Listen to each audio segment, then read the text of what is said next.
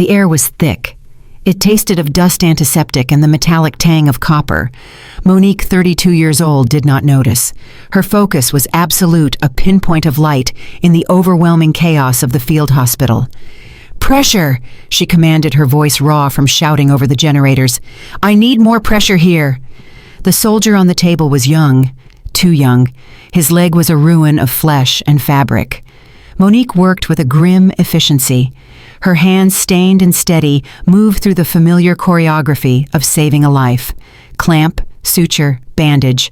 Her world had shrunk to this single, desperate task. The heat was oppressive, a physical weight that pressed down on her body armor. Sweat ran in rivers under her helmet, stinging her eyes. 9 months. 9 months of this. 9 months of sand finding its way into everything.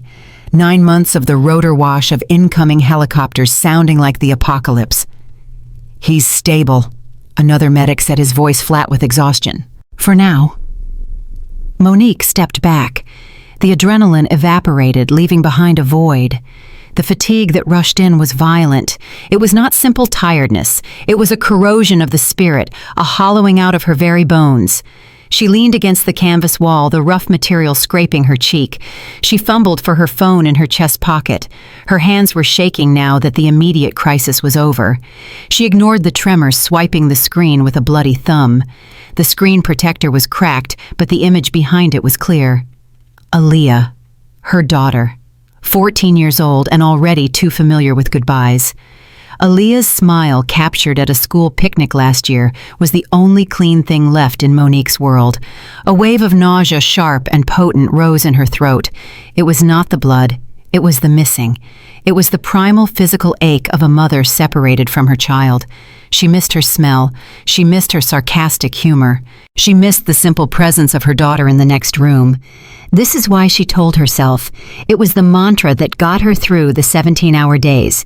She tapped the screen again, opening her banking app. The familiar interface loaded slowly. She navigated to the recurring payments. There it was, the confirmation. Scheduled transfer $2,000, sent on the 1st of the month, every month, for 9 months, $18,000. That was her guarantee. That was her armor. While Monique lived in this hell, Aaliyah was safe. She was comfortable. She was cared for. That $2,000 a month meant Aaliyah had everything she needed. New clothes, school supplies, food she actually liked. It was the only control Monique had left. The memory of the bank transfer always triggered the memory of the departure. The air 9 months ago had been cool and damp, the opposite of this desert furnace. Aaliyah had stood straight, her shoulders squared, trying so hard to be the strong soldier's daughter. "It's only 9 months, baby," Monique had said, her own voice thick. Aaliyah's bravery shattered in an instant. Her 14-year-old face crumpled. "That's forever," Aaliyah whispered, burying her face in Monique's uniform. "Just come home safe, Mom. Please." Monique had held her, rocking her like she was 4, not 14. "I promise I will make this up to you," Monique vowed. "When I get back, we are doing everything, whatever you want." Her parents, Joseph and Brenda, had stood nearby, radiating false competence. "Don't you worry about a thing, baby girl," Joseph had said, patting Monique's shoulder. "We got her. We raised you, didn't we?" Brenda had nodded, pulling Aaliyah into an awkward hug. "That's right," Brenda said, her voice bright and brittle. "Aaliyah is our #1 priority. She won't want for anything. You just focus on staying alive over there." Monique snapped back to the present. The smell of bleach was sharp. Another wave of casualties was coming in. She pushed the memory down, fueled by the only thing that mattered. Aaliyah was safe. Her parents had given their word. The money was her insurance. She put the phone away and turned back to the door, ready for the next wave. The C-130 vibrated. It was a deep, bone-rattling hum that was somehow more exhausting than silence. The flight home was not a celebration. It was a sterile, cold transition. The green webbing of the seats dug into her back. For 9 months, her world had been noise. Shouting machinery, the percussive whump of mortars in the distance. This vibrating quiet felt unnatural, like the air pressure dropping before a storm. Monique stared at the gray bulkhead, her mind a blank buzzing hive. She was in the void between two worlds, no longer a combat medic, but not yet a mother, not yet home. When the pilot announced their descent into American airspace, her phone buzzed to life, a flood of notifications delayed for months. She ignored them all except one. Marcus, her fiancé. Her hands felt clumsy as she typed, "Wheels down soon, see you in a few." His reply was almost instantaneous. A small bubble of warmth started in her chest until she read the words, "Finally. You're back. We can start planning the wedding and find a new house. Aunt Darlene already found some good properties." The warmth vanished. It was replaced by a familiar, dull pressure behind her eyes. Finally, as if she had been on vacation, as if her return was a scheduling convenience.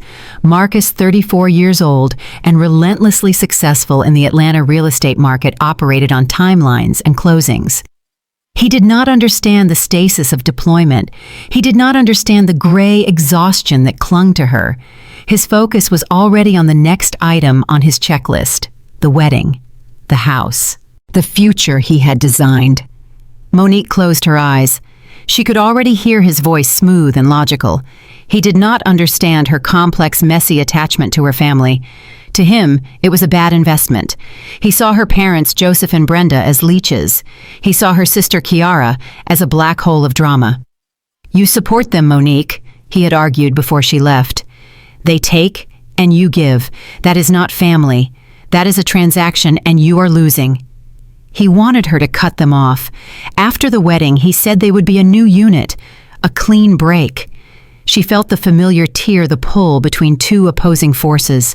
Her future was with Marcus. He was stable. He was ambitious. He offered a life of security she had never known. But her past was her blood. Her family was the flawed, chaotic, gravitational center of her identity, Aaliyah's identity. Marcus saw it as a simple choice of severing. Monique saw it as an amputation. She could not just walk away from the people who had raised her, no matter how broken they were. She was caught between the man she loved and the family that defined her.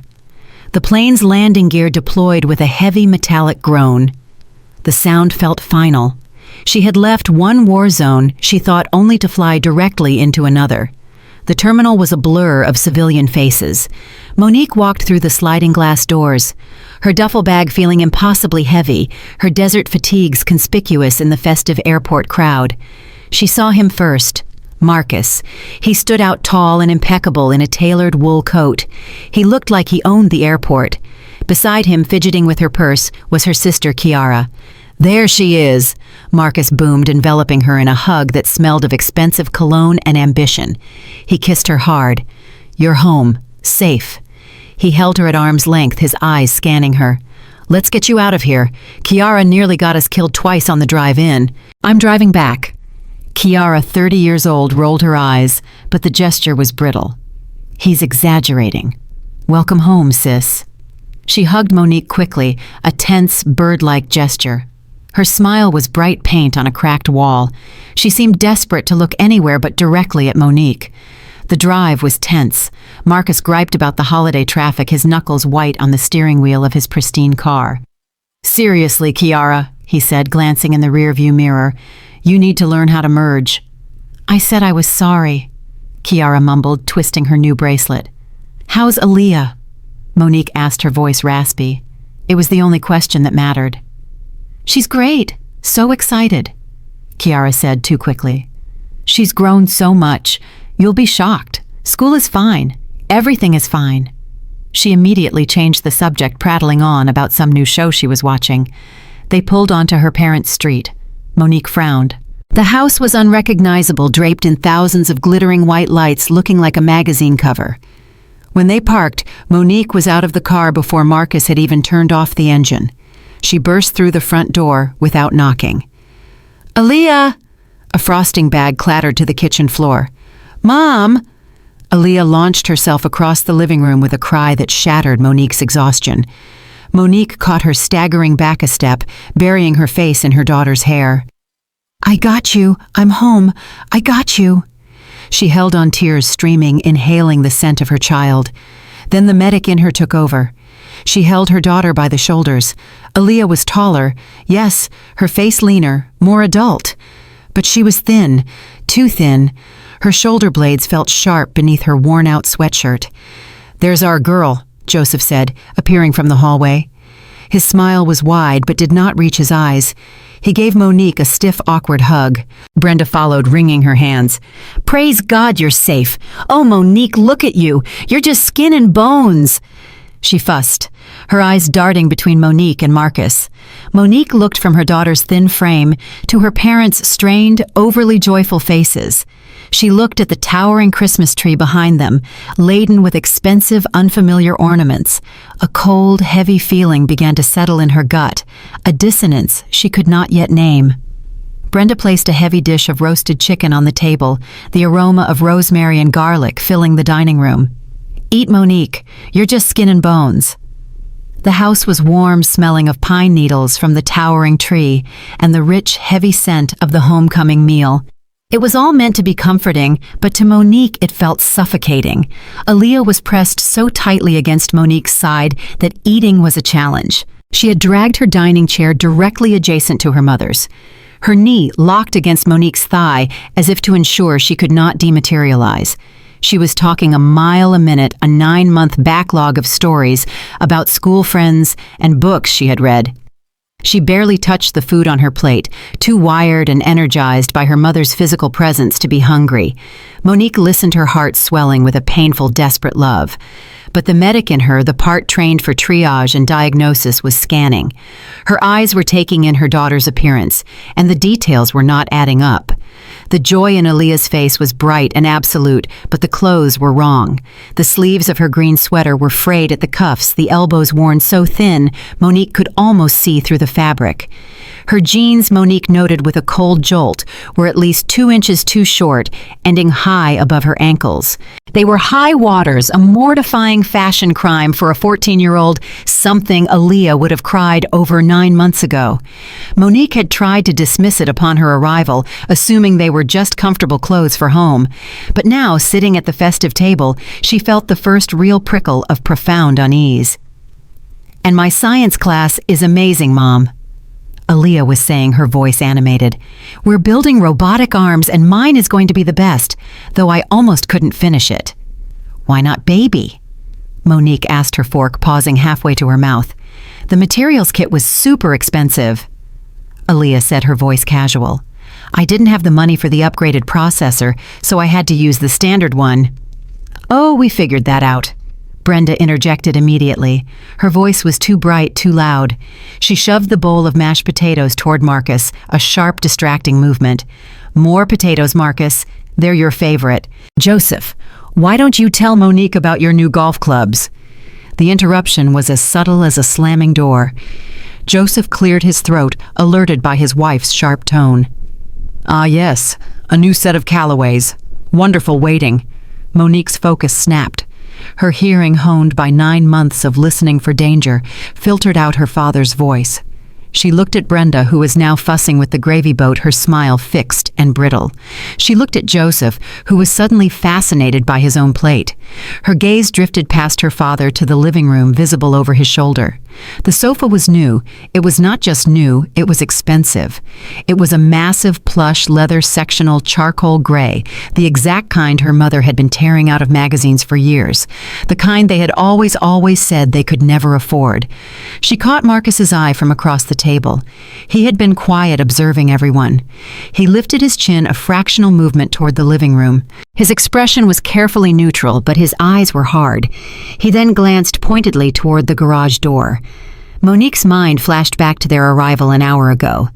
The massive, gleaming black SUV sitting in the driveway. She had barely registered it, her focus entirely on getting to Aaliyah. When she had idly asked about it, Kiara had mumbled something about it being Dad's new toy, a toy that easily cost $60,000. A cold, heavy dread began to pool in Monique's stomach. It was the same feeling she got in the moments before a mass casualty alert. The feeling of things being profoundly, fundamentally wrong. She did the math. The numbers clicked through her exhausted brain with relentless military precision.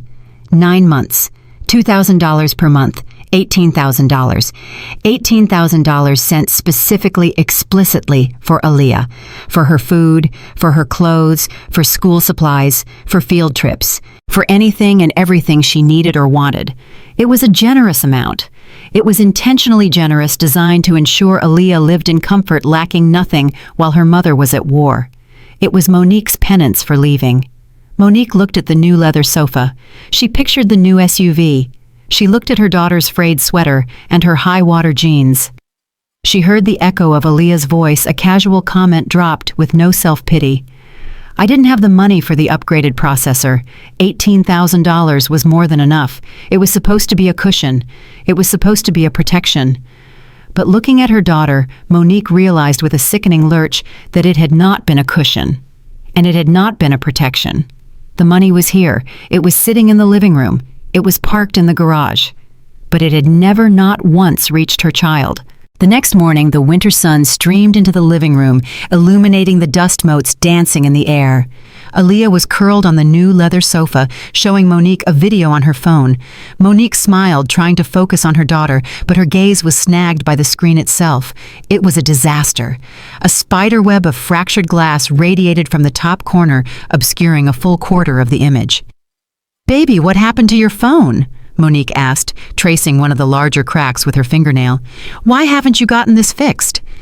Aaliyah shrugged her thin shoulders, moving beneath the worn sweater. "It still works mostly.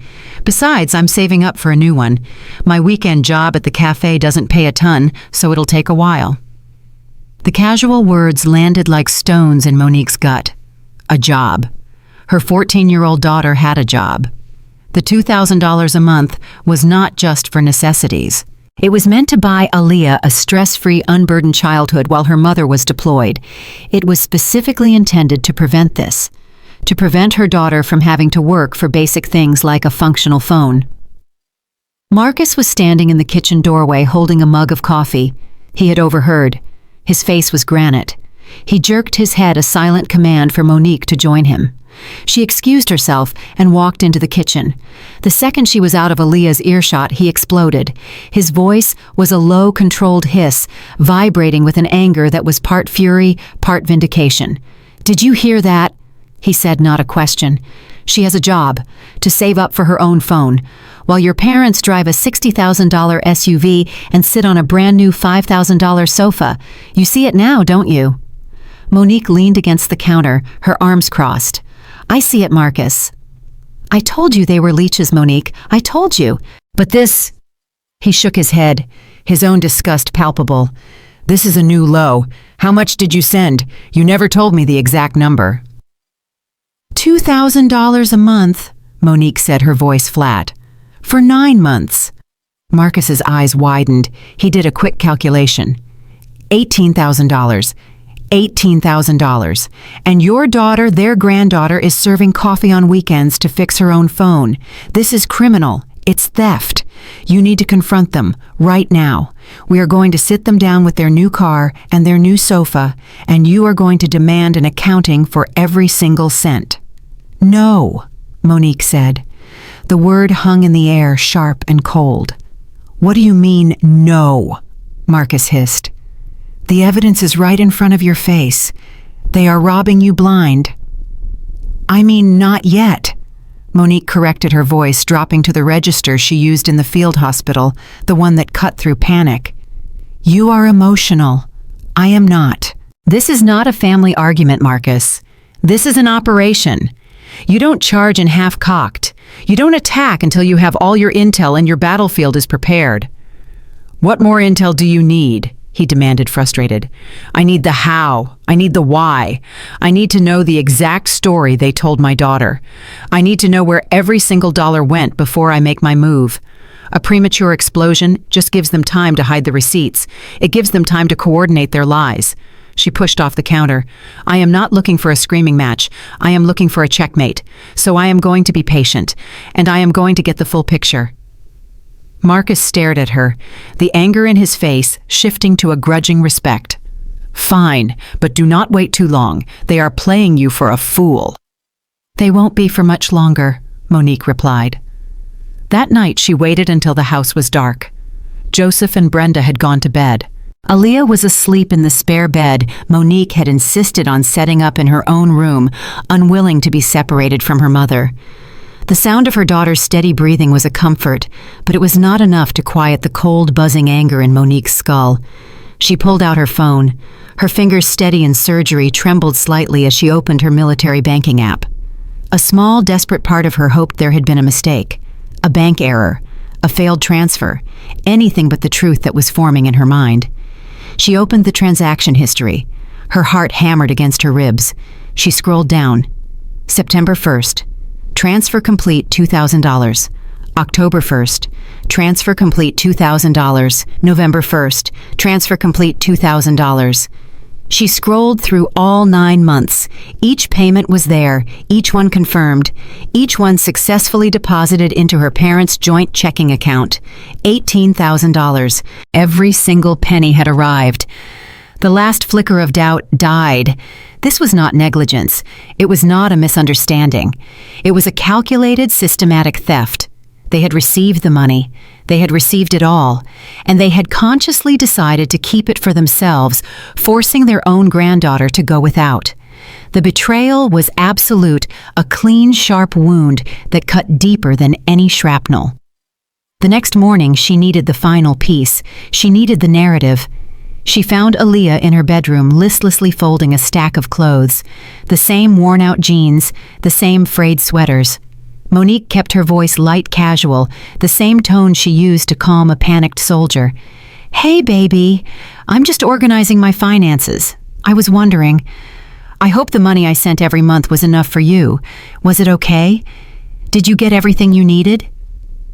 Aaliyah stopped folding. She turned her face a mask of pure, unadulterated confusion. "What money?" she asked. The air left Monique's lungs.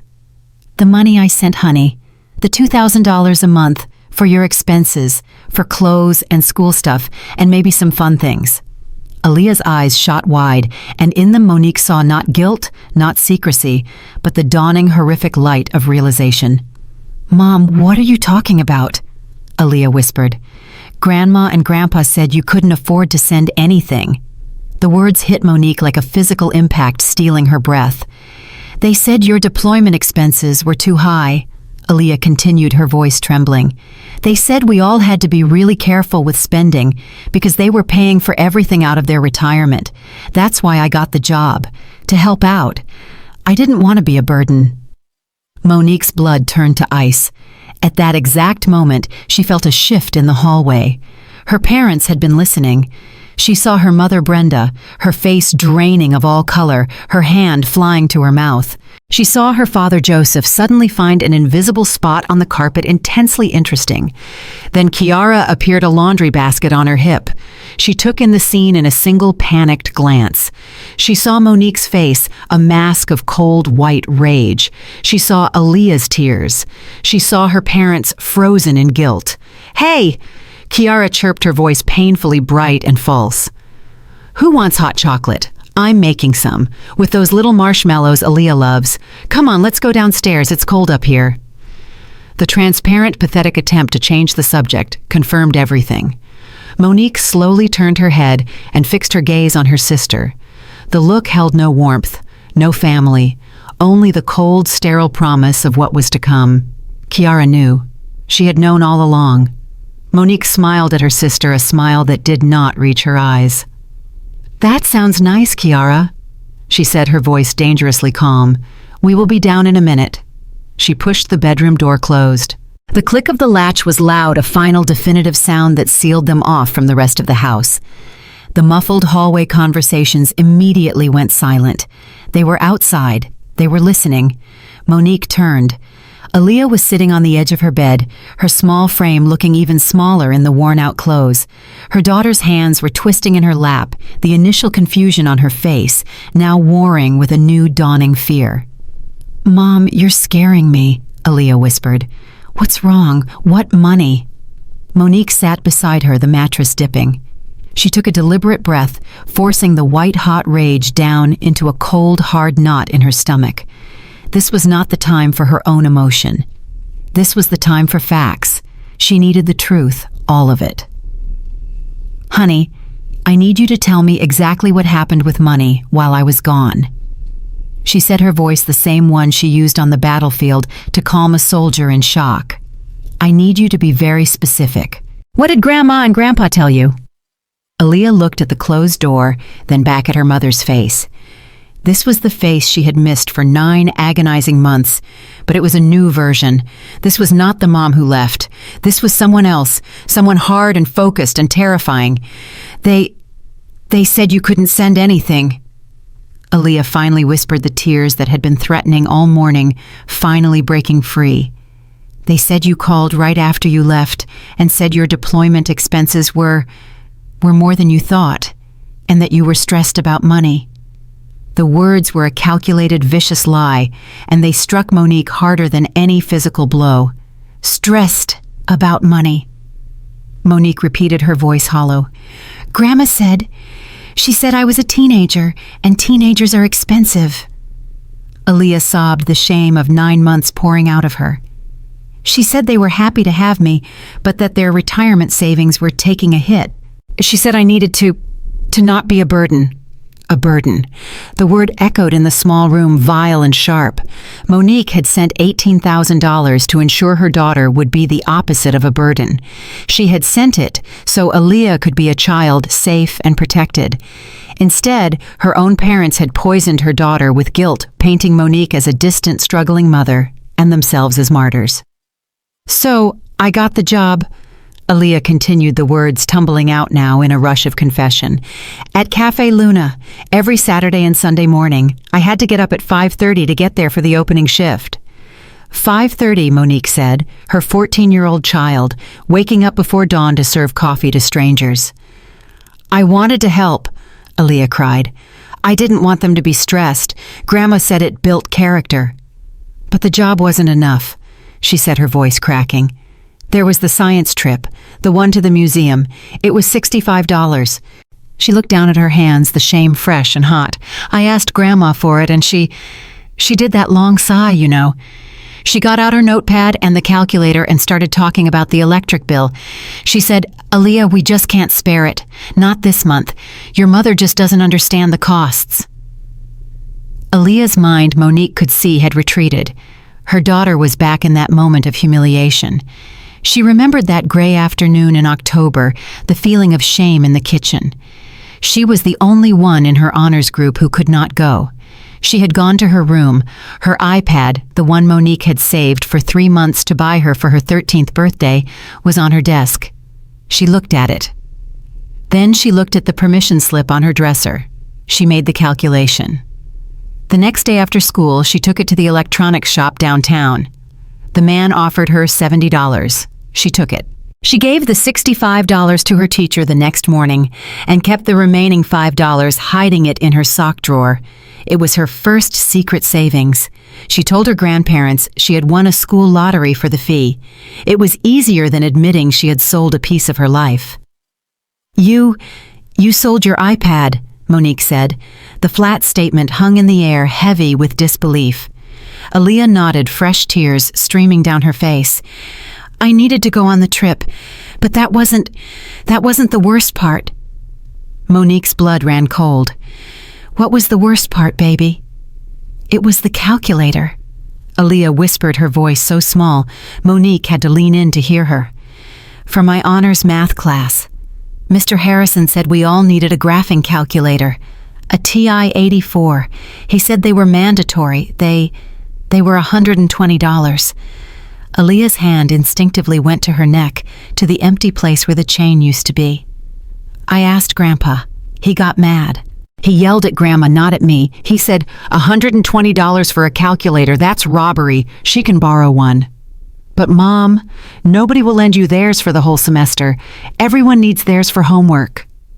The memory was sharper this time. It was November. It was cold. She had been working for over a month, but she only had $30 saved. $120 felt like $1 million. She was in her room again. She opened her small jewelry box. The small silver heart locket sat on the worn pink velvet. The chain was thin. She picked it up. Her fingers remembered the weight of it. Her father, her real father, the man she only knew from Monique's stories, and a single faded photograph had given it to her mother for her. The only thing she had from him. She remembered sitting on her bed for an hour, just holding it, the metal growing warm in her hand. She thought about her math grade. She thought about her grandparents' strained faces at dinner. She thought about her mother somewhere far away, stressed about money. She took the city bus downtown to the pawn shop, the one with the dusty windows and the buzzing neon sign. The bell chimed when she walked in. Mr. Winters, the man behind the counter, had looked bored. "What you got, kid?" She placed the locket on the glass counter. Her hand was shaking. He picked it up, squinted at it through a small eyepiece. "It's just silver, kid, not worth much." "Please," she had whispered, the humiliation burning her throat. "I need it for a calculator for school." He sighed, annoyed. $50, that's the best I can do." She had taken the $50. She combined it with her cafe money. She bought the calculator. She told her grandparents her math teacher had found a used one for her. Another lie. Aaliyah finished her story. The room was silent, save for her quiet, gasping sobs. Monique stared at the wall. She felt nothing. The rage had burned so hot and so fast that it had incinerated itself, leaving behind something cold, dense, and incredibly heavy. She felt a terrifying, absolute clarity. Her daughter, her 14-year-old child, had been forced to sell the last irreplaceable remnant of her dead father to buy a school supply. Because her own parents, her mother and her father, wanted a new sofa. Because they wanted a new car. Because they wanted a vacation on a cruise ship. This was not a mistake. This was not a lapse in judgment. This was not a misunderstanding. This was systematic exploitation. This was emotional abuse. This was the deliberate, calculated, and cruel mining of her daughter's innocence and her own absence. She pulled Aaliyah into her arms, rocking her, her motions stiff and automatic. "It's okay," Monique said, her voice a low, flat monotone. "You did nothing wrong. You did what you had to do." Aaliyah clung to her. "I'm so sorry, Mom. I should have told you. I didn't want to worry you." "No," Monique said, her eyes fixed on the closed door. Her targets were just on the other side. "You have nothing to be sorry for. This is not your fault." She held her daughter tightly, but her mind was already moving. It was back in the field hospital. She was performing triage. She had identified the wound. She had seen the infection. Now she was planning the surgery. It would be precise. It would be brutal. And she would leave nothing malignant behind. The house settled into the deep, heavy silence of 3 a.m. Monique had not slept, had not even changed out of her clothes from the day. She sat in the stiff-backed chair in the corner of her temporary bedroom, listening. She listened to the hum of the new refrigerator downstairs. She listened to the house creak and groan, adjusting to the cold. She listened to the deep, rhythmic rumble of her father's snoring from the master bedroom. Beside her in the twin bed, she had insisted on setting up. Aaliyah was finally deeply asleep, her face pale, her cheeks still stained with the salt of her earlier tears. The fiery, explosive rage Monique had felt in that hallway had passed. It had burned clean through her, incinerating every last remnant of her as a daughter. The shock was gone. The hurt was gone. The mother, desperate and heartbroken, had been put aside. What remained was the combat medic. What remained was the 32-year-old woman who had spent 9 months triaging chaos, a professional who ran toward the damage, not away from it. Her mind was now a field of ice, calm, cold, utterly clear. This was no longer a family crisis. It was a mission. Her daughter was the casualty. Her parents and her sister were the hostiles, and she was on an intel-gathering operation deep in enemy territory. She rose from the chair. Her stockinged feet made no sound on the hardwood floor. She moved through the darkness of the hallway, her body naturally avoiding the floorboards she knew from childhood would creak. She was a ghost in the house that was once hers. Her father's office door was slightly ajar. She slipped inside, a shadow moving within shadows. The room smelled of her father's cologne and the sharp chemical scent of new electronics. Moonlight cut through the blinds, striping the new expensive desk. She did not turn on the light.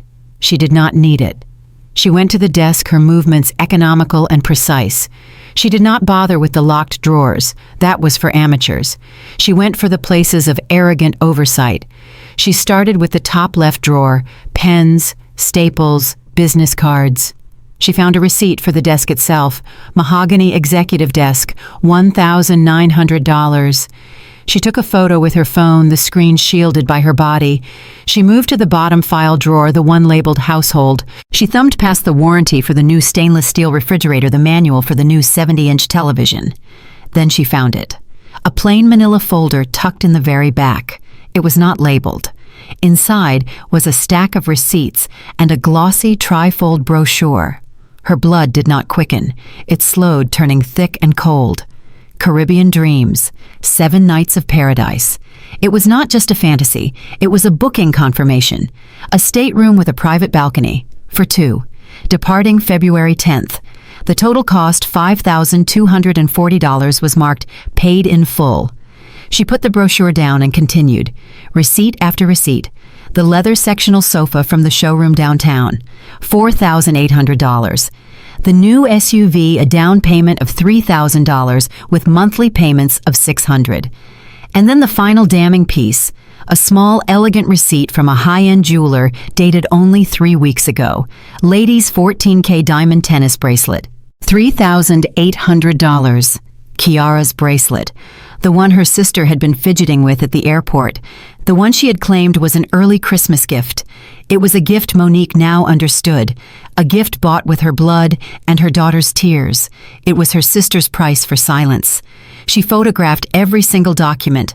The physical evidence was secured, but it was incomplete. She needed the human cost. She slipped back to her bedroom. Aaliyah had not stirred. Monique sat on the edge of her own bed and picked up Aaliyah's phone, the one with the shattered screen. She knew the passcode, 1225, Aaliyah's birthday. She opened the school portal app. Her own parent login had been deactivated due to her deployment. She used Aaliyah's. The screen glowed, illuminating her daughter's name. She clicked on grades. Last year, 9 months ago, Aaliyah's record was a clean, proud sweep of A's. Monique's heart had swelled seeing it. She clicked on the current term. The screen was a sea of red.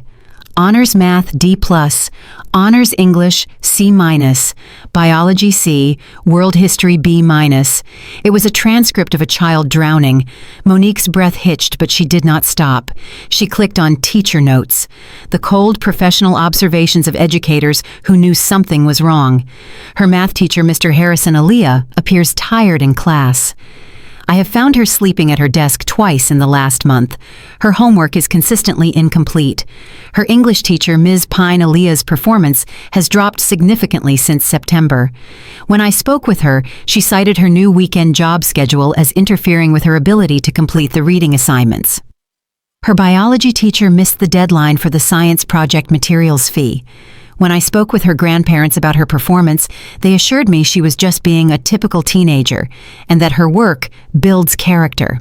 Monique slowly set the phone down. The receipts in the office were proof of theft. They were about money. This was the real indictment. This was the evidence of the soul-deep betrayal. They had not just stolen $18,000. They had stolen her daughter's academic future, letting her grades plummet while they planned a vacation. They had stolen her childhood, forcing her to work at 5:30 in the morning, to pay for necessities while they bought diamonds. They had stolen her energy and her focus, letting her fall asleep in class from exhaustion. They had stolen her father's memory, forcing her to sell the only piece of him she had ever known. They had done all of this, and then they had gaslit her, calling her a typical teenager, and her suffering character building. The betrayal was total. It was absolute.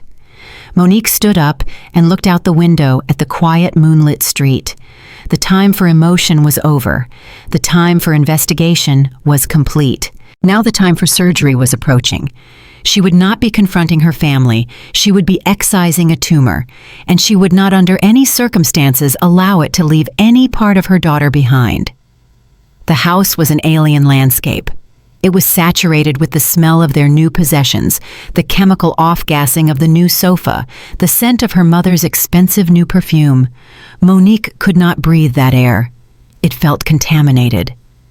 She woke before the sun, her internal clock still set to the rhythms of deployment. Aaliyah was a small, still lump under the blankets in the twin bed beside hers. Monique watched her sleep for a long, quiet minute. Her daughter's face was finally peaceful, relaxed, in a way it had not been while she was awake. That peace was a fortress, and Monique was its only guard. She dressed in the dark, her movements silent, practiced. She grabbed her keys and slipped out of the house. The Christmas lights her father had so extravagantly strung were still blazing against the pre-dawn darkness, a gaudy, hypocritical display of stolen wealth. She drove for 10 miles the empty streets, dark and cold. She needed neutral ground. She needed a secure location where she could not be overheard. She found a 24-hour coffee shop, its fluorescent lights buzzing the air, smelling of burnt coffee and industrial cleaner. It was anonymous. It was perfect. She sat in a booth in the farthest corner, her back to the wall, a position of tactical advantage she assumed without thinking. She placed her phone on the table. She had her evidence. She had her casualty. Now she needed her air support. There was only one person in her entire family she trusted. Her father's older sister, Aunt Darlene. Darlene was the true head of the family, a retired logistics executive who had built her company from scratch in Chicago. She was formidable sharp and had a lifelong zero-tolerance policy for her younger brother's foolishness. Darlene did not suffer fools, and she had long ago classified her brother Joseph as the biggest fool she knew. Monique dialed the number. It was just after 6 o'clock in the morning. Darlene picked up on the second ring, her voice not a groggy whisper, but a gravelly, wide-awake bark. "It is 6 o'clock, Monique. This had better be life, death, or money." "It's all three, Auntie," Monique said, her voice low and steady. There was a pause. "Talk to me." Monique did not cry. She did not rage. She delivered her report with the cold, flat precision of a field medic assessing a mass casualty. 9 months. $18,000. The lies told to Aaliyah. The new SUV. The Caribbean cruise paid in full. The diamond bracelet on Kiara's wrist. The D+ in honors math. The $65 field trip. The pawned silver locket. The silence on the other end of the line was heavy and absolute. It was not the silence of shock. It was the silence of a judge hearing the final damning piece of evidence. "That idiot," Darlene finally said, her voice a low, vibrating hiss. "That weak, entitled idiot." "You don't sound surprised," Monique stated. "I'm not," Darlene snapped. "I'm disgusted. I am absolutely thoroughly disgusted. I knew something was wrong. I was there in October, remember? I came through for that conference. Joseph took me to lunch and the man would not stop bragging." Monique listened, her grip tightening on the phone. He was bragging about some smart investment that had finally paid off. Darlene continued, her contempt palpable. "I looked at my brother and I knew he was lying. Joseph has never made a smart investment in his life. He doesn't have the spine for it. He only has the open, greedy hand for a handout. He showed me the new car. Paid for itself," he said. "I asked him how and he got vague. Then I went to the house. I saw Brenda and I asked about Aaliyah. I asked her how that sweet girl was handling you being gone." "What did she say?" Monique asked. "Nothing. That's how I knew." She smiled, that tight, empty smile of hers, the one she uses when the truth is inconvenient. She started talking about the new drapes. She avoided the question, Monique. She completely changed the subject. "I knew they were hiding something. I just didn't know it was this vile, this low. They stole from my child, Auntie." "No, baby," Darlene corrected, her voice turning sharp as steel. "They stole your child's safety. They stole your money, and they used your service to your country as the cover. That is what makes this unforgivable. You did the right thing calling me. Those fools." "I'm going to confront them," Monique said, the cold knot in her stomach hardening. "Today." "No, you are not," Darlene commanded, the executive voice taking over the one that moved mountains of freight. "You will do no such thing. You will not go in there alone. I know my brother. I know that greedy wife of his. You walk in there alone, just you and your facts, and they will lie. They will gaslight you. They will twist it. They will say you are tired from deployment, that you are confused, that you are ungrateful for their sacrifice. You will be screaming and they will be calm. You cannot win that way. Not with them. So what do I do? Monique asked, her first flicker of uncertainty. You do nothing, Darlene ordered. You wait. You are a soldier, Monique, so be a soldier. You prepare your ammunition. You take those photographs you took. You print them. You get your bank statements. You put everything into neat separate folders. The family Christmas Eve dinner is in 2 days, correct? Yes. Good. I am changing my flight. I will be there tomorrow. And I will be at that dinner. You will not say one word, not one, until I am in that room. You will wait until everyone is present. Your cousins, your uncles, everyone. And then you will present your case in front of all of us. Let's see Joseph lie his way out of it when I am sitting 3 feet away from his face. They can't gaslight a whole room, baby, especially when I am in it. Monique hung up with her aunt, the cold resolve in her gut now solid as steel. Darlene was right. This was not a fistfight. It was a siege. And she needed more than one ally. She needed the full weight of the establishment on her side. Her father had always disdained her military service, called it a dead-end job for people without options. Now that service was about to become his worst nightmare. She looked at her watch. It was just after 7 a.m. Stateside offices would be opening. She dialed the number for her base's legal assistance office, the JAG Corps. She was an active duty service member. Her daughter was her registered dependent. She was entitled to this. A crisp voice answered. Base Legal Assistance, how can I help you? My name is Sergeant Monique Johnson, Monique said, her voice steady. I have just returned from a 9-month deployment. I have a situation regarding the financial exploitation of my minor dependent. I need to speak with an attorney. The shift in the operator's tone was immediate. The bored intake voice was gone, replaced by professional urgency. One moment, Sergeant. I am connecting you with Captain Hayes. A man's voice came on the line, sharp and focused. This is Captain Hayes. Go ahead, Sergeant. Monique did not hedge. She did not get emotional. She did not say, my father stole my money. She delivered her report.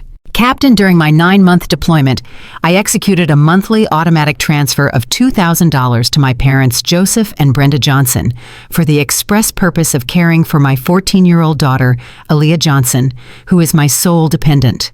The total amount transferred was $18,000. Upon my return 48 hours ago, I discovered these funds were never applied to my daughter's care. She laid out the facts like exhibits. My daughter was informed I could not send money. She was forced to acquire employment. She was forced to sell personal assets, including her iPad and a silver locket, to pay for mandatory school supplies and field trips. Her academic performance has collapsed due to fatigue and lack of resources. During this same 9-month period, my parents purchased a new vehicle, expensive home furnishings, and a $5,200 cruise, all documented by receipts I have in my possession. There was a long, heavy silence on the other end of the line. Sergeant Johnson, Captain Hayes said, finally, his voice devoid of all warmth. I am going to be very clear. What you are describing is not a family misunderstanding. It is not poor money management. It is textbook financial exploitation of a dependent. Given your active duty status and the fact that the funds were designated for the care of a minor, this is a very, very serious offense. A cold, clarifying wave washed over Monique. Validation. It was not just her anger speaking, it was the law. This is not a family matter that you should feel obligated to handle privately, the lawyer continued as if reading her mind. This is a crime. Your parents used your protected status as a deployed soldier to commit fraud and neglect their duties as guardians. The military and the state have specific statutes for this. What are my options, sir? Monique asked. You have several, he replied. The first is to pursue this criminally. Based on your report, a district attorney would likely be very interested. The second is a civil route to sue for the return of the funds. The third, and what I often recommend in these intra-family cases, is a structured restitution, a formal legally binding agreement for repayment backed by the threat of prosecution if they default. Monique felt her plan solidify. That's what I want. Accountability. Good, Hayes said. My office will support you 100%. I am emailing you right now. I am attaching templates for a formal restitution agreement, a promissory note, and a detailed list of all relevant state statutes regarding financial exploitation. I am also connecting you with a civilian legal aid resource in your parents' county who can help you enforce this should it come to that. Do not under any circumstances let them tell you this is your fault. Do not let them gaslight you. You are the victim here, and so is your daughter. Monique closed her eyes. Thank you, Captain. You have been very clear. She hung up the phone. She looked at the sterile, brightly lit coffee shop. Everything had shifted. The cold anger was still there, but it was now sanctioned. It was righteous. This was not a daughter betrayed by her father. This was a soldier whose dependent had been endangered, whose government funds had been misappropriated. This was not a personal drama. It was a legal violation, and she had the full backing of the United States military to see it through. Monique's next phase required a new pretext. She returned to the house, an actress playing the part of the happy returned mother. The air was thick with her parents' false solicitousness. More coffee, Monique. Are you warm enough? She smiled a gesture that felt like broken glass. She turned to her daughter. Hey, baby, why don't you call Lily? I'm sure she's missed you. I can drive you over right now. You two should hang out. Aaliyah's face lit up with the first genuine spark of non-Monique-related joy. Really? Okay, I'll text her. An hour later, Monique pulled up to a neat suburban house, the same one where she had dropped Aaliyah off for sleepovers that seemed a lifetime ago. Kate, Lily's mother, opened the door. Her face was a mixture of warmth and deep, profound relief. Monique, oh my goodness, welcome home, she said, pulling her into a hug. Aaliyah, honey, Lily is upstairs in her room, Kate said. Aaliyah bolted up the stairs, leaving the two women alone in the quiet foyer. Kate's smile immediately faded, replaced by a look of deep concern. Monique, I am so glad you are home. We have all been so worried. Monique kept her voice low, professional. Worried how, Kate? I'm trying to piece together the last 9 months. I need to know what you saw. Kate hesitated, twisting her hands, the classic gesture of a neighbor, not wanting to interfere in family business. Please, Monique said, her voice cutting through the woman's reluctance. This is not about gossip. This is about Aaliyah's safety. Tell me. Kate's resolve crumbled. She just disappeared, Monique. Aaliyah, I mean. She was always such a social, happy girl, and then nothing.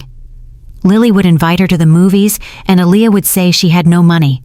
We invited her for pizza. She said she had to work. Work, Monique, a 14-year-old, on a Friday night. The shame and anger radiating from Kate was palpable. At Lily's birthday sleepover in October, all the girls brought a small gift, $10, $15. Aaliyah showed up with nothing. She was so embarrassed, Monique, she just sat in the corner. I had to pretend her gift must have just gotten lost. Monique's hands clenched into fists. And her clothes, Kate continued, her voice dropping to a whisper. I hope you don't mind. I bought her a new pair of jeans and some boots. I told her they were just some things Lily had outgrown, which was a lie, of course. Monique, her pants were inches too short. It was almost November, and her winter boots, she had them patched with duct tape. The image of her daughter walking through the cold in taped boots, all while a $5,000 cruise was being booked, nearly made Monique lose her composure. You were right, Kate, Monique said, her voice thick. She had no money. They told her I sent nothing. Kate's hand flew to her mouth. Oh, Monique, no. Yes, Monique said. Thank you for what you did. You were more of a mother to her than my own. Her next stop was the high school. The buildings were dark, the parking lot empty for the holiday break, but Monique had been relentless. She had called the main office line and left a message detailing a critical family situation regarding an active duty service member and a dependent student. Her daughter's guidance counselor, Mrs. Reynolds, had agreed to meet her. Mrs. Reynolds' office was cold, but the woman's face was kind and deeply troubled.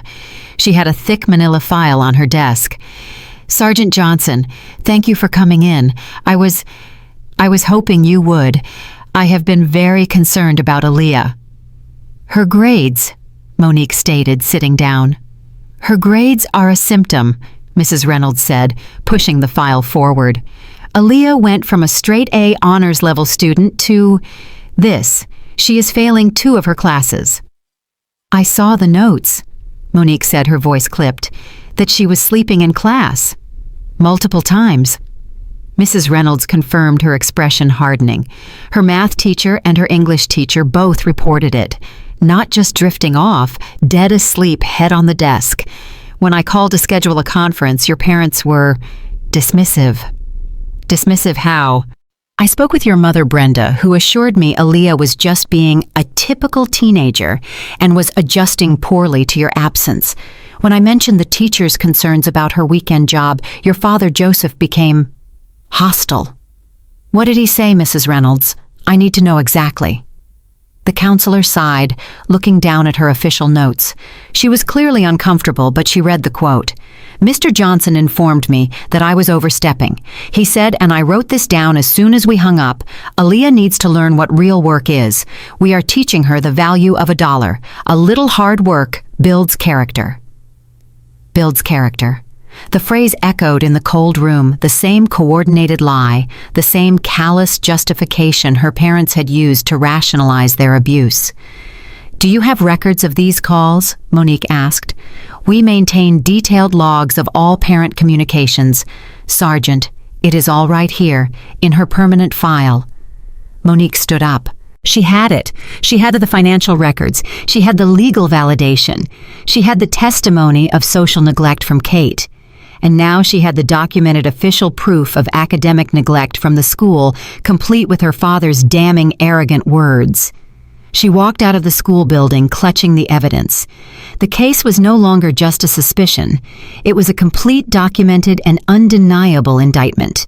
Monique had all the components. She had the financial proof. She had the legal validation. She had the community and academic testimony. Now she needed to isolate the CO conspirators. Kiara was the weak link.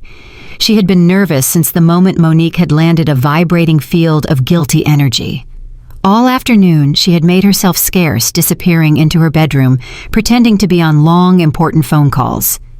Monique waited a predator, conserving her strength. Her opportunity came just before dinner. Kiara emerged from her room, heading toward the stairs. She was likely making another bid for escape, planning to run to the store for some non-existent errand.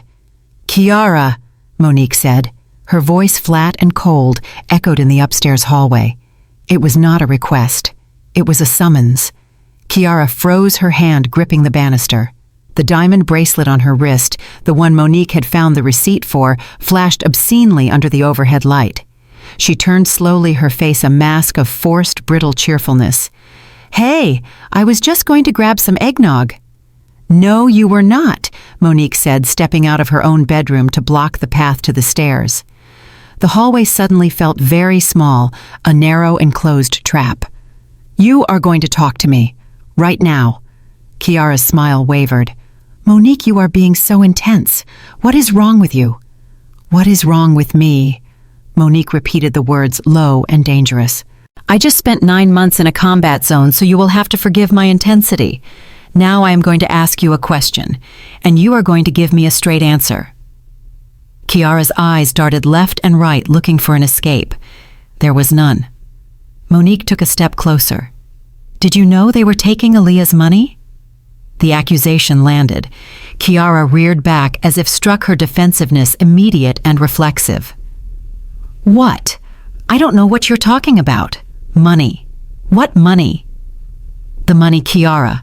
The $18,000 I sent home for my daughter." Kiara laughed, a sharp, nervous sound that bordered on hysteria. $18,000. Is that what you think? Monique, Mom and Dad told me you sent a little bit. A few $100s maybe, for emergencies. Not $18,000. You are exaggerating.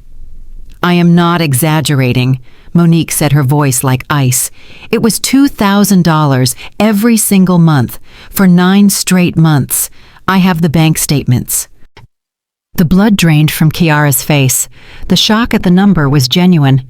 Monique realized in that instant that her parents had lied even to their own co-conspirator, likely to keep her price low. The realization made Monique's contempt deepen. Kiara floundered, her narrative collapsing. 2,000, she stammered. Well, I mean, okay, but childcare is expensive, Monique. You have no idea what they went through. They had to put their entire lives on hold for your kid because you decided to leave. I did not decide to leave. I was deployed. Whatever. Kiara snapped, her fear hardening into resentment. You were gone. They were here. They had to feed her, drive her around, deal with her teenage attitude. They deserve to be compensated for that. They deserve something for their time. Compensated. The word hung in the air, acidic and vile. Compensated. Monique repeated, her voice a whisper. You think they deserve to be compensated? With my daughter's food money. With her clothing money. With the money meant to keep her safe. It's not that simple, Kiara said, backing away a step. It is exactly that simple, Monique countered, advancing. They were compensated with a new $60,000 SUV. They were compensated with a $5,000 leather sofa.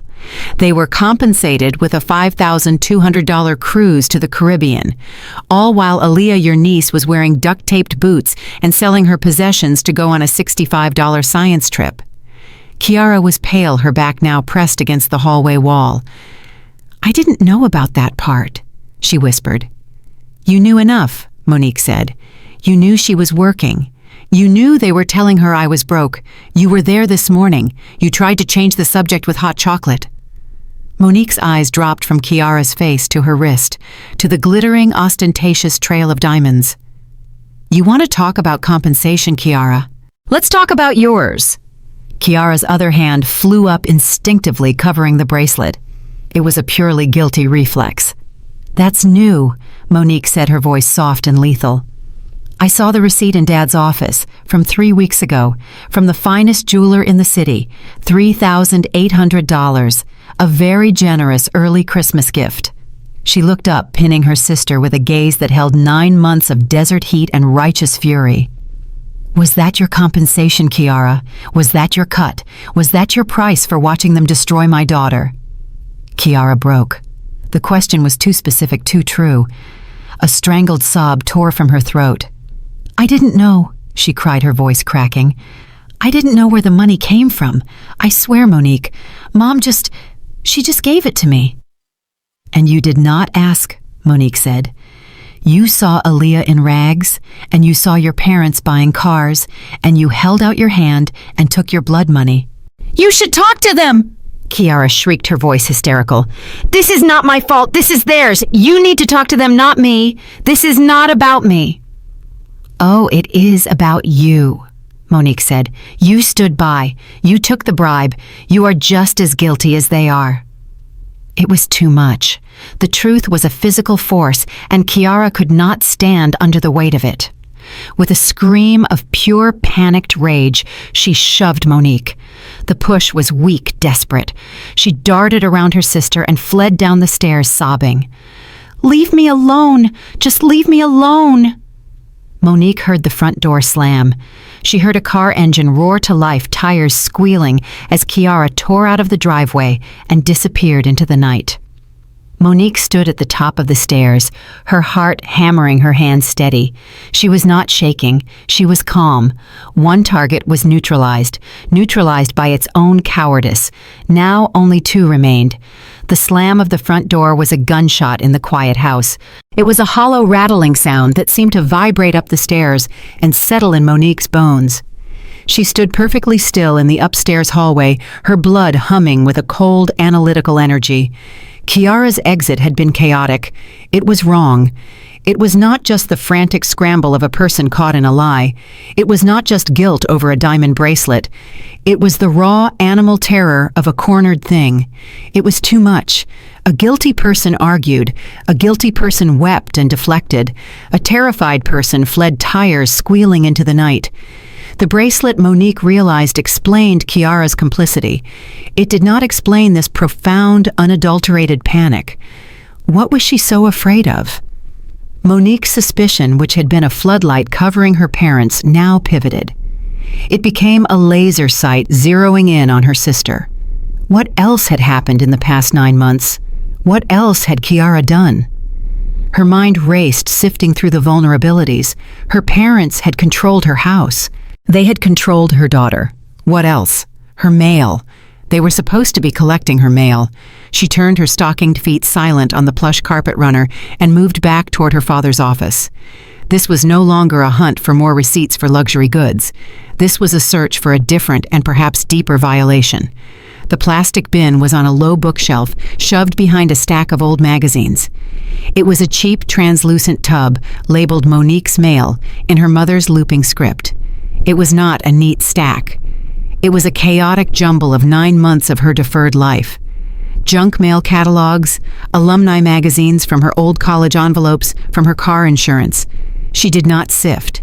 She dumped the entire bin onto the gleaming, expensive surface of her father's new mahogany desk, the one bought with Aaliyah's calculator money.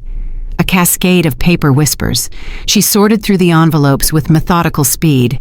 Adverts, junk, catalogs, bank statements from her primary account, all of which she had already seen online. And then her fingers paused. One envelope was different. It was thick, cream-colored, and felt expensive. It was not from the military. It was not from her bank. The return address was a logo she did not recognize. Rapid Equity Solutions. It was stamped in aggressive red ink. Final notice. Urgent. Her hands did not shake. She was beyond that. She was in the cold, clear, sterile space of pure procedure. She tore it open. It was not a credit offer. It was a bill, a statement of default on a high-interest personal loan. Dear Sergeant Johnson, your account is now 90 days past due. She scanned the figures, her eyes moving with the same speed she used to read a triage tag. Original loan amount, $3,000. Amount due with penalties and interest, $4,112. The loan had been disbursed 6 months prior. 6 months ago, while she was in a sandstorm, this company had deposited $3,000 into a checking account she did not recognize. She flipped to the second page. It was a poor photocopy of the original loan application. Her name, Sergeant Monique Johnson, her military base address, her social security number, her military service listed as proof of income. And at the bottom, in the signature box, a name, Monique Johnson. Monique stared at the signature. It was a pathetic, childish, almost laughable forgery. The M was too round, too bubbly. The J was too sharp and angled. It was the desperate, looping, unmistakable handwriting of her sister Kiara. She had seen that exact handwriting her entire life on birthday cards, on stolen high school notes, on the very first check Kiara had begged her to co-sign when she was 21. This was not a mistake. This was not a misunderstanding. This was a separate, deliberate criminal act. A wave of rage so pure and so potent it almost blinded her surged through her body. This was not complicity. This was not just taking a bribe. This was identity theft. This was forgery. This was a felony. Her sister, her own blood, had used her deployment, her absence while in a war zone, as an opportunity to steal her identity. She had leveraged Monique's military service record to secure a fraudulent predatory loan, a loan that was now at this very second actively destroying the credit score Monique had painstakingly built her entire adult life.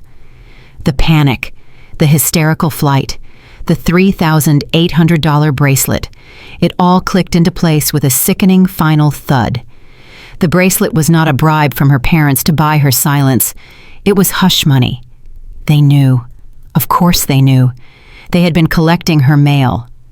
They had seen these letters from Rapid Equity Solutions arriving for months. Joseph and Brenda had discovered Kiara's felony, and they had used it. They had used it as blackmail. They had used it as leverage to guarantee her silence about their crime about the stolen $18,000. The bracelet was just a bonus, a token payment to seal the conspiracy. Monique sank into her father's new expensive leather chair. They were not just a family of thieves taking advantage of a single shared pot of money. They were a nest of criminals, each with their own separate crimes, all bound together by mutual toxic leverage. Her parents were blackmailing her sister. Her sister was stealing her identity, and they were all collectively feeding on her daughter's well-being to fund it all. The stakes had just changed. This was no longer about getting her $18,000 back. This was about dismantling an entire criminal enterprise that wore the face of her family. Christmas Eve. The house was a stage set for a festive family portrait. It was a spectacular lie. The air was thick, heavy with the competing scents of glazed ham, pine needles, and pure, undiluted dread. Laughter from distant cousins. People who did not know they were walking into a war zone sounded tinny and false.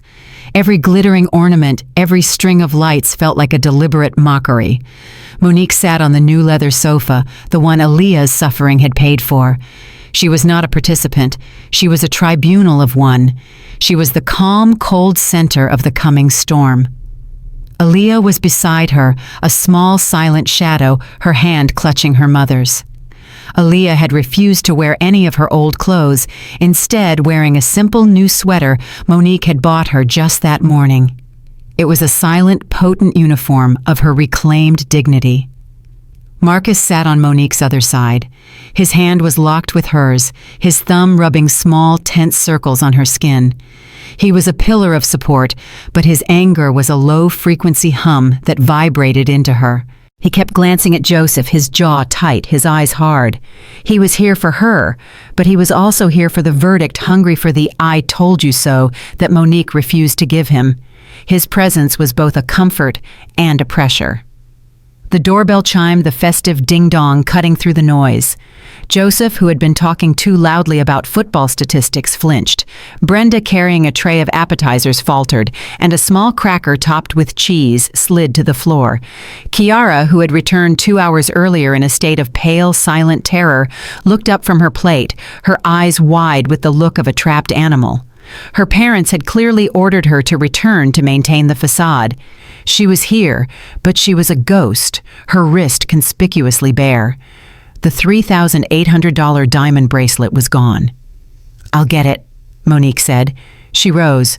The room quieted slightly. Her parents watched her walk to the door. She opened it. Aunt Darlene stood on the porch, wrapped in an elegant wool coat, her face framed by the cold night air. She was not a guest. She was the cavalry. Her eyes met Monique's, and in them, Monique saw no holiday cheer, only a shared, steely resolve. "Hello, Auntie," Monique said.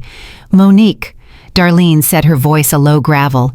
She stepped inside, her gaze sweeping the room, an executive assessing a failing branch office. She bypassed her brother and sister-in-law completely. She walked directly to the sofa and enveloped Aaliyah in a fierce, protective hug, her hand stroking the back of the girl's head. "I am so glad to see you, baby girl," she murmured loud enough for the room to hear. "I brought you something. We will talk later." Then Darlene straightened. She turned and fixed her gaze on her younger brother. Joseph stood by the fireplace, his forced smile frozen on his face. "Darlene?" he stammered. "So glad you could make it. We didn't expect you until tomorrow." "Change of plans, Joseph." Darlene said, her voice like chipped ice. She did not hug him. She did not smile. She just held his gaze, a long, weighted, unblinking stare that catalogued every ounce of his weakness and his guilt. Joseph's smile wilted. He looked away, first turning to fuss with the fireplace tools. The power in the room had officially, irrevocably shifted. Monique returned to her seat. Beside her chair on the floor was a simple, elegant black briefcase. No one had noticed it. No one but her. Inside it sat 3 identical manila folders. Each one was thick. Each one contained the bank statements, the school reports, the jeweler's receipts, the cruise confirmation, and the photographs of the forged loan application. The atmosphere in the room was no longer just tense. It was unbreathable. Brenda was moving frantically, her hospitality now a desperate manic performance. "Food! Everyone please eat! Joseph, pour Darlene a drink." Kiara had not moved, her face a pale, sickly green. Joseph was trapped between his sister's cold fury and his daughter's icy calm. They were all suffocating, caught in the silent, agonizing prelude to the execution. They knew, all three of them, that judgment was not just coming. It was here, sitting on their new sofa, waiting patiently for the appetizers to be cleared. The clinking of silverware on china faded. The small, meaningless conversations of cousins and uncles, the forced chatter about weather and football, dissolved into an awkward, heavy silence. The meal was over. The festive performance, the great glittering lie of a happy Christmas Eve, had reached its end. Brenda, her face a mask of strained hospitality, began stacking plates with trembling hands. Joseph cleared his throat, preparing to make a toast, a desperate attempt to steer the evening back to normalcy. Kiara sat like a stone, her face pale, her eyes fixed on her empty plate. This was the moment. Monique stood up. The scrape of her chair leg on the hardwood floor was a gunshot in the quiet room. Every conversation stopped. Every head turned. Marcus's hand, locked with hers, was a point of heat and pressure. Aaliyah's small fingers were digging into her other hand, a small trembling anchor. Monique drew a slow, steady breath. She was not a daughter. She was not a guest. She was an officer delivering a battlefield assessment. "I just want to thank everyone for coming tonight." She began, her voice perfectly, even calibrated, betraying no tremor, no rage. "It means so much to me and to Aaliyah to be home, to be with family after 9 months away." Her mother, Brenda, visibly relaxed. Just a fraction. Her shoulders dipped. She had heard the polite opening and had been fooled by it. A fatal mistake. "While I was deployed," Monique continued, and her voice shifted. It hardened, dropping half an octave, gaining the edge of command that made soldiers move without thinking. "While I was serving my country, I did everything in my power to ensure my daughter was not a burden on anyone. I made sure she would be cared for, that she would have every comfort, every necessity." She paused, letting the words hang in the air. She looked directly at her father. "To do that, I arranged for $2,000 to be sent home every single month for 9 straight months." She let the math settle on the room. $18,000 sent specifically for Aaliyah's food, her clothing, her school supplies, and her well-being. She did not blink. "Yesterday, I discovered that my daughter Aaliyah never received a single cent of it." The silence that fell was not just an absence of sound. It was a physical thing. It was a vacuum, a void that sucked the air from the room, leaving everyone breathless. The cousins and uncles stared, their faces a mixture of confusion and dawning horror, glancing at each other, then at Joseph, then at Monique. Joseph's face turned a dark, mottled purple. He shoved his chair back, the legs screaming in protest on the floor. He tried to reclaim authority through sheer volume, his voice a defensive, pathetic bellow. "Now wait just a minute, Monique. This is not the time or the place. This is a private family matter. We are not going to air this." "No," Monique said. Her voice was not loud. It was a quiet, sharp blade of ice. It cut through her father's bluster, silencing him instantly. "We have not talked about this, but we are going to, right now. We are not going to talk about family matters. We are going to talk about facts." She bent down and retrieved the black briefcase from beside her chair. The click-click of the brass latches snapping open echoed in the stunned silence.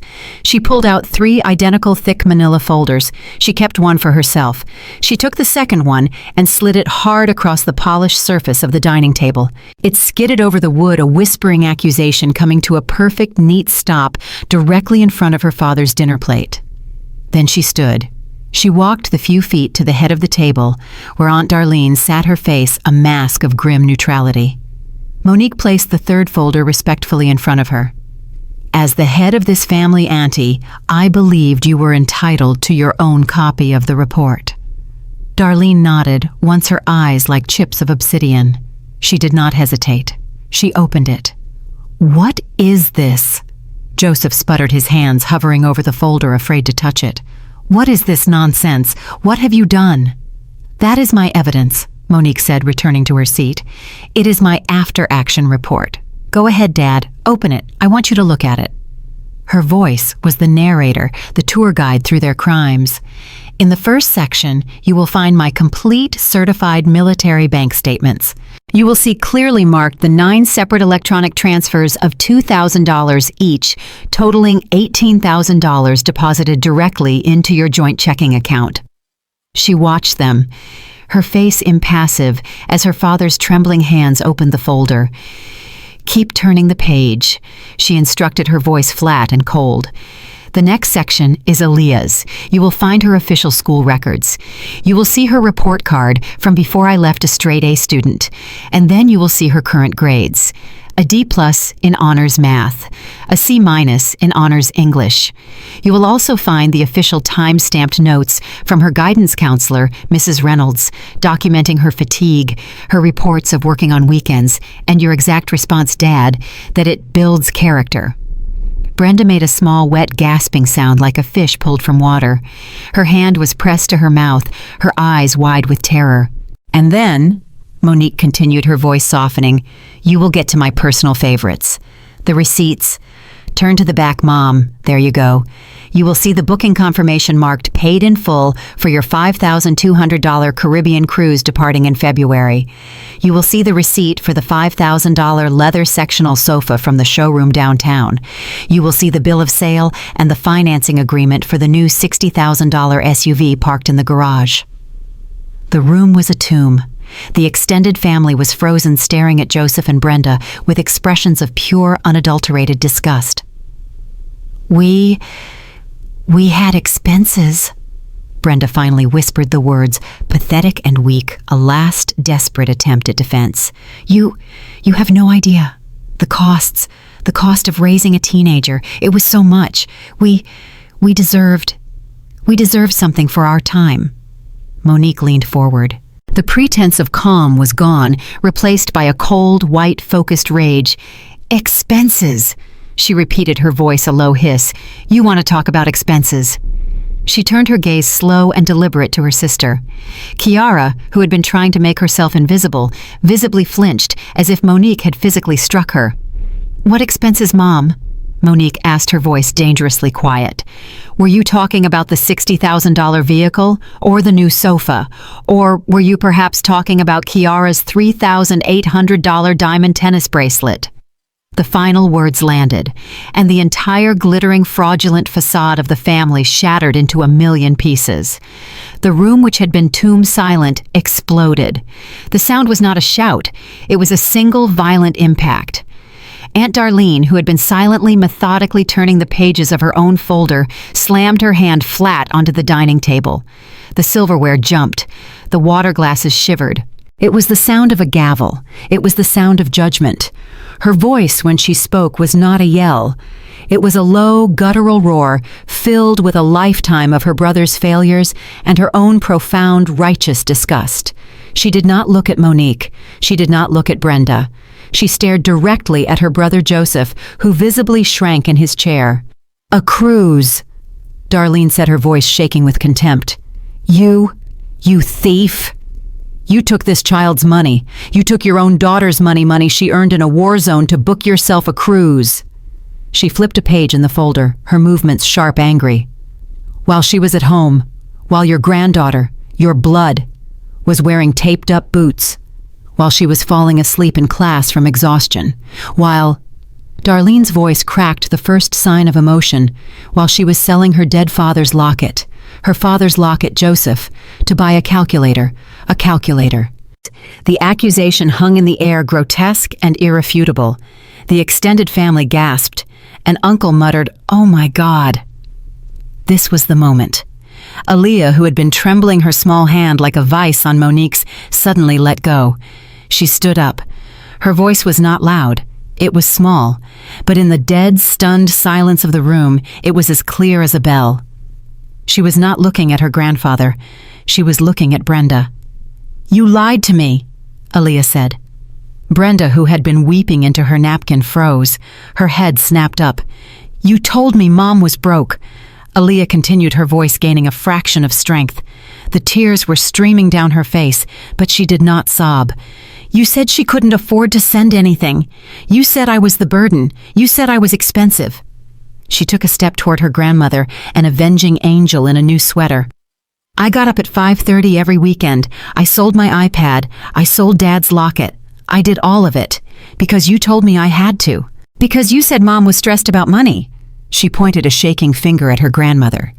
"You lied. You lied to me every single day for 9 months." "Aaliyah, that is enough," Joseph bellowed, trying to regain control. "You do not talk to your grandmother that way. This is disrespectful."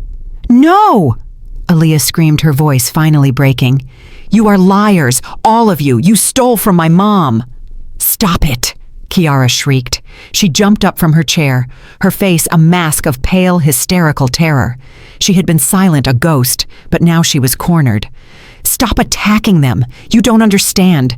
You are ruining this family. This is all your fault, Monique. Coming in here acting like you are better than all of us. You left. You are the one who left." Monique had been waiting. She stood slowly, a predator uncoiling. She did not even look at her parents. She fixed her cold, unwavering gaze on her sister. "Sit down, Kiara."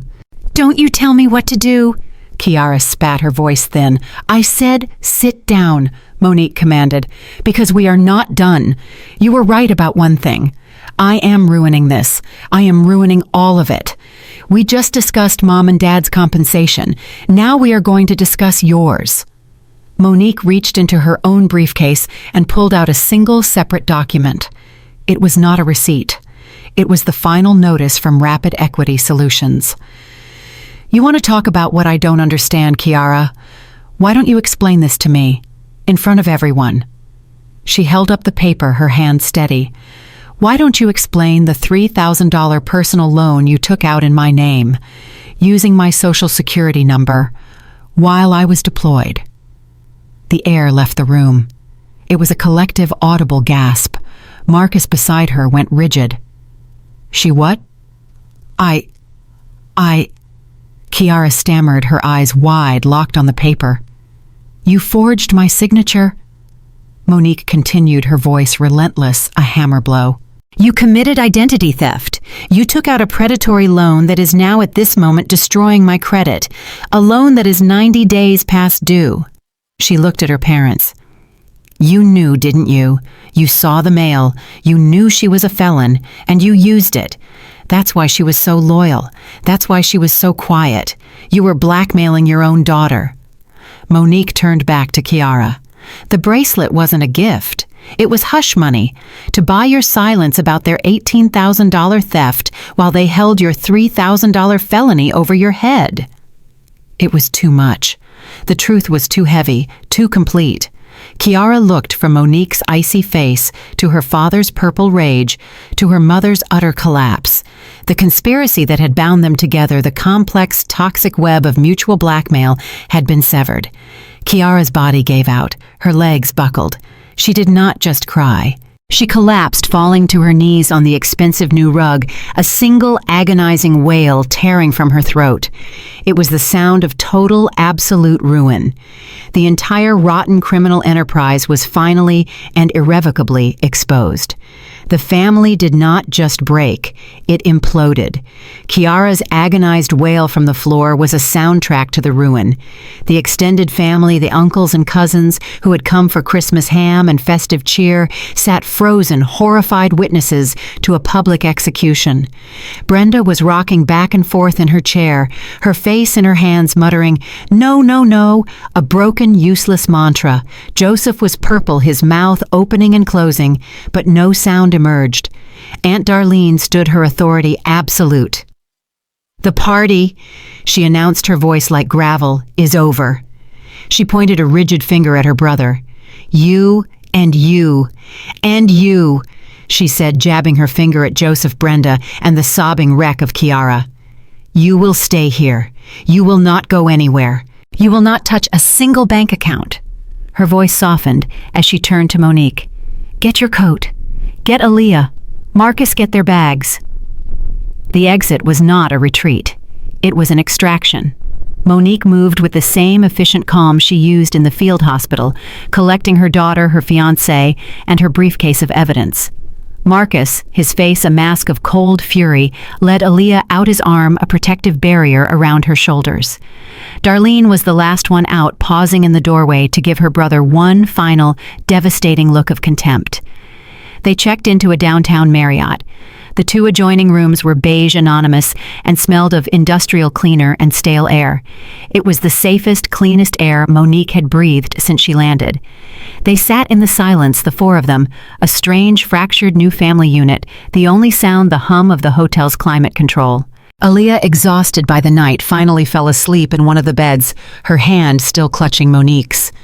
The next day, Christmas, was a hollow, quiet affair spent in the sterile bubble of the hotel. December 26th dawned cold gray and surgical. At precisely 10 o'clock in the morning, the offenders arrived. Aunt Darlene had booked a small, windowless conference room on the hotel's business floor. It was a neutral, pressurized environment.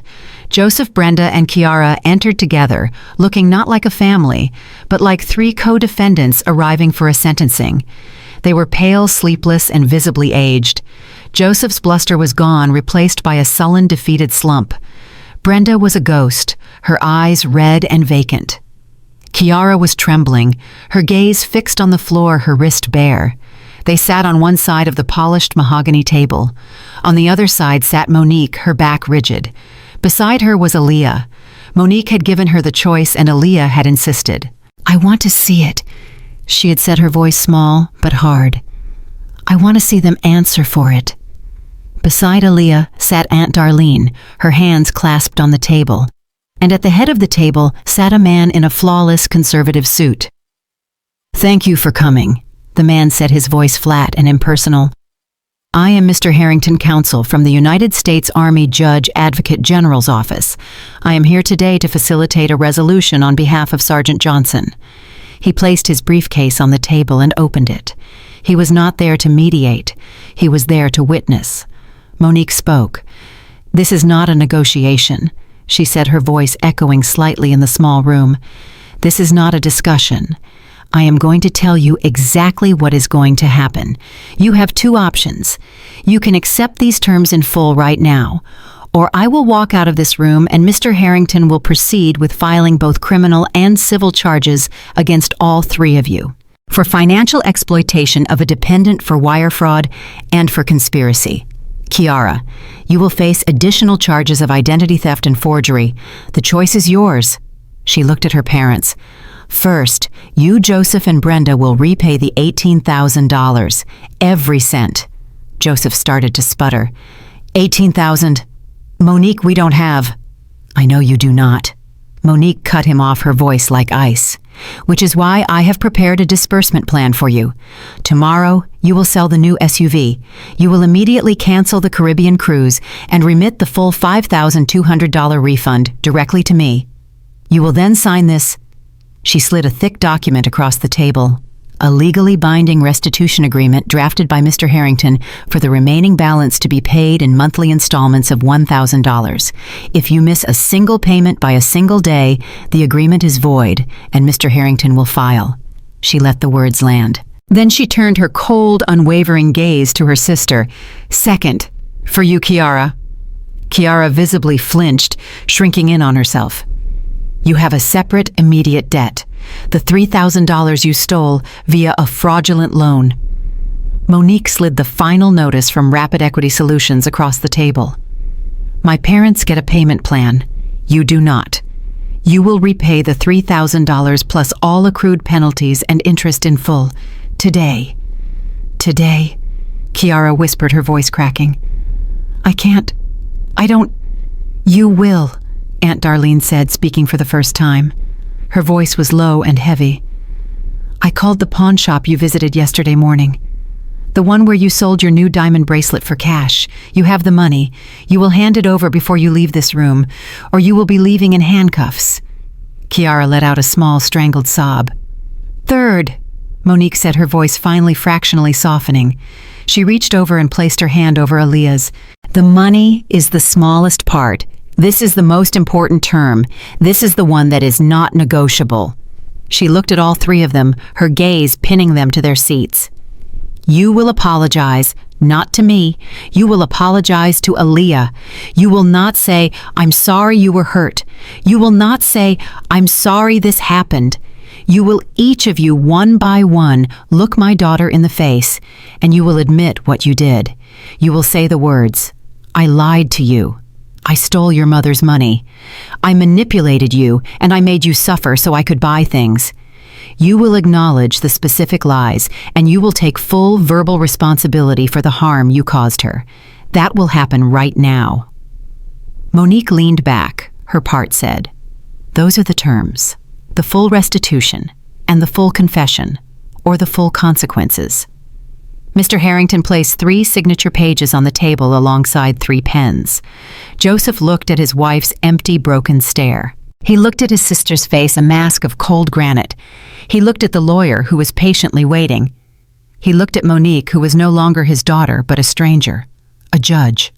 He looked at Aaliyah, who was no longer his granddaughter, but a victim and a witness. They had been exposed. They had been outmaneuvered. They were legally, morally, and financially cornered. Joseph picked up the pen. They had no other choice. That night, the hotel room felt like a pressurized cabin. Aaliyah was finally asleep in the adjoining room, the door cracked open. Aunt Darlene had left 2 hours prior, her part in the execution complete, leaving Monique and Marcus alone in the tense, humming silence. Marcus paced the room, not with anxiety, but with a restless, victorious energy. He was wired triumphant. He poured 2 small, expensive bottles of whiskey from the minibar into plastic cups and handed one to her. "Good," he said, his voice sharp and satisfied. He raised his cup. "It is done, finally. You drew a line, you got the money back. Checkmate, just like you said." Monique stared into the amber liquid. She did not drink. She felt no victory. The adrenaline from the confrontation had drained away, leaving behind a vast, hollow exhaustion. It was the feeling she knew well, the bone-deep weariness after a 17-hour shift in the trauma bay. She had not won. She had just barely stopped the bleeding. "So now," Marcus continued, his mind already moving on, closing the deal. "Now you cut them off, for good. They are toxic, Monique. They are a bad asset. You sever the ties. We can finally get out of this city, find our new place, and start our life, the one we have been waiting to build."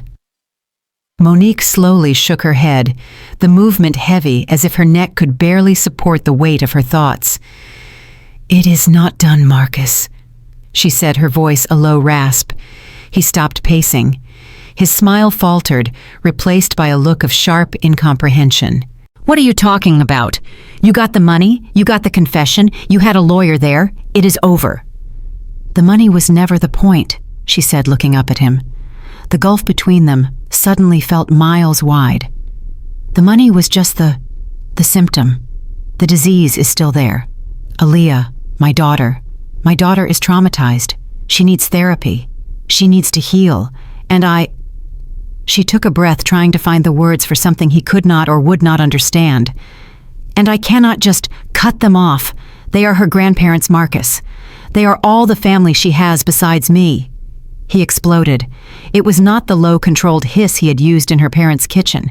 It was a blast of pure, frustrated rage.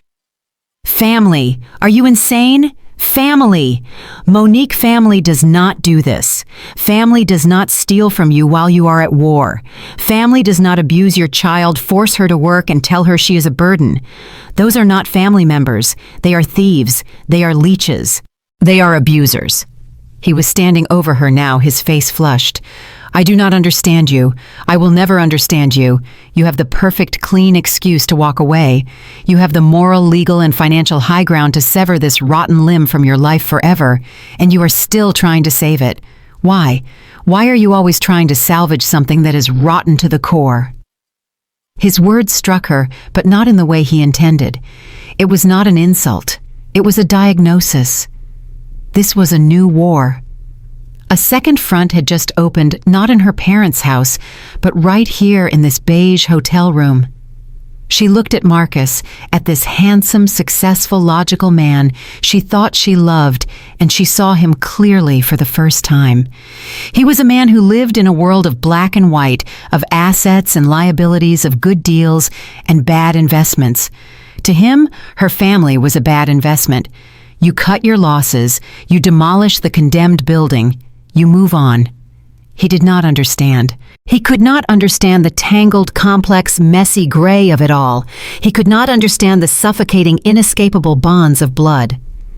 He could not understand the unique burden of a black woman taught her whole life, that she was the glue, the fixer, the one who had to hold the broken pieces together, even as they cut her hands. He saw cutting them off as freedom. She saw it as another different kind of amputation for Aaliyah, who had already lost too much. Monique finally understood. Her revenge had never been about demolition. It was not about winning. It was about reconstruction. It was about forcing accountability not for punishment, but as the only possible brutal foundation on which to build something new, something functional, something honest with high electrified fences and steel boundaries, but something nonetheless that Aaliyah could still call a family. Marcus did not want reconstruction. He wanted a controlled demolition so he could build his own property, and he was furious with her for refusing to light the fuse. The silence in the conference room was a toxic, pressurized thing. Mr. Harrington looked at Joseph. "Go ahead, Mr. Johnson, as we discussed." Joseph's jaw worked. His eyes, puffy and red, stared at the polished mahogany table at the pen he had just used. "Aaliyah," he said. The name was a rasp. He looked up, his gaze sliding past her face, unable to meet her eyes. I admit it. I took the money. The $18,000. I knew your mother was sending it for you, and I used it for things, for the car. I allowed you to be told. I allowed the lie that your mother sent nothing." Brenda was next. She was weeping, a quiet, shuddering sound that held no dignity. I lied to you, baby," she whispered, her voice a wet, broken thing. "I told you. Oh God, I told you that you were a burden. I said those words. I said you were expensive. I said your mother was stressed about money." She finally looked at Aaliyah, her face a crumpled mask of self-pity. "It was a lie. All of it. I'm sorry." Finally, Kiara. She was a ghost, her face pale and vacant. "I knew," she said, her voice barely audible. "I knew they were lying. I saw you in your old clothes. I heard them, and I took your mother's name. I stole her identity. I'm sorry, Aaliyah. I'm so sorry." Aaliyah sat rigid, a small stone soldier, between her mother and her aunt. She had not cried. She had not flinched. She looked at each of them, her gaze clear and steady, seeing them not as grandparents, but as the adults who had intentionally, methodically broken her. She said nothing. She just gave a single sharp, definitive nod. It was not forgiveness. Forgiveness was a mountain she could not even see. It was not relief. The damage was done. It was instead a confirmation. It was the final, hard alignment of truth. The gaslighting was over. The lies that had made her feel crazy, worthless, and heavy for 9 agonizing months had been named. She was not a burden. She was not expensive. She was a victim. And they were the liars.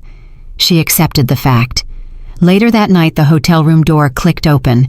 Marcus stood there, his coat on his face, a mask of cold frustration. He had seen the apologies, the signed papers, the transfer of Kiara's cash. He had seen it as a closing, a win, and he had been stunned by Monique's hollow exhaustion. "So that is it," he said, his voice sharp. "You are finished. You won. And now you are just going to... what? Let them back in? After all this?" Monique was standing by the window, looking down at the city lights, the diamond ring on her left hand feeling like a piece of cold, heavy steel. She turned to face him. "This was not a game, Marcus," she said, her voice weary. "There was no winning." "Of course there was," he countered, stepping into the room. "You destroyed them, Monique. You got the money. You got the confession. It's over." "No," she said. "You think this was a transaction. You think this was a negotiation to be won." She slowly, deliberately pulled the ring from her finger. The diamond flashed under the hotel lamp. It felt weightless, meaningless. "Monique, do not be dramatic," he snapped. She walked over to him. She did not throw the ring. She did not weep. She placed it gently, firmly into the center of his open palm and closed his fingers around it.